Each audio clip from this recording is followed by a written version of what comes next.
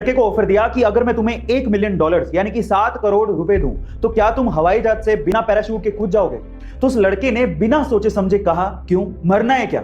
अगर मेरी जान ही नहीं रहेगी तो मैं पैसों का क्या करूंगा। फिर उसी बंदे ने दूसरे लड़के से पूछा कि अगर मैं तुम्हें $1 मिलियन यानी कि 7 करोड़ दूं तो क्या तुम पैराशूट के बिना हवाई जहाज से कूद जाओगे। तो उस लड़के ने कुछ सोचा और फिर हाँ कह दिया। गेस व्हाट, वो कूदा भी, उसकी जान बच भी गई और उसे 7 करोड़ मिल भी गए। जानते हैं क्यों? क्योंकि वो हवाई जहाज जमीन पर ही था और उसे जमीन पर खड़े हवाई जहाज से ही बिना पैराशूट के कूदना था।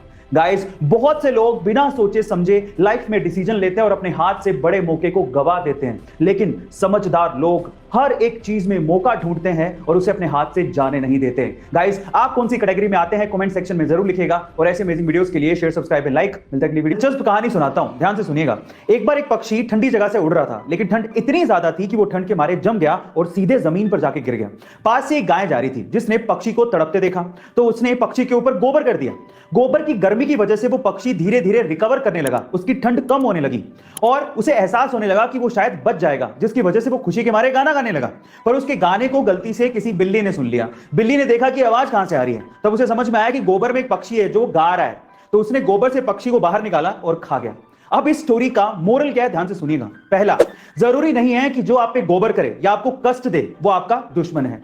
दूसरा, जरूरी नहीं है कि जो आपको गोबर से बाहर निकाले या कष्ट से बाहर निकाले वो आपका दोस्त ही है। और तीसरा, जब भी आप गोबर के अंदर हो यानी कि कष्ट में हो तो अपने मुंह को बंद रखना चाहिए। गाइस, आपको ये स्टोरी कैसे लगी कमेंट सेक्शन में जरूर लिखिएगा और ऐसे अमेजिंग वीडियोस के लिए शेयर, सब्सक्राइब एंड लाइक। मिलता है अगली वीडियो।